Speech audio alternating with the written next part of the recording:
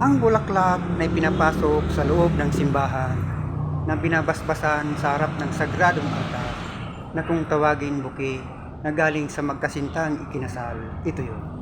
Ito'y nagbibigay inspirasyon sa isang taong pinanghinaan ng loob sa larangan ng pag-ibig para manumbalik ang kumpiyansa niya sa sarili at magkaroon ng tiwala sa taong mamahalin niya.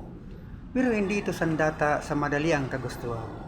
Ito hindi sa pilitan, kundi maghintay ka lamang sa tadhana na ibibigay sa iyo ng puong may kapal. Ang bulaklak na buki susi sa iyong tagumpay. Kaya ingatan mo kaibigan, ang taong iyong napupusuan para makarating ka rin sa magiging inyong sumpa sa harap ng sagradong altar sa loob ng simbahan.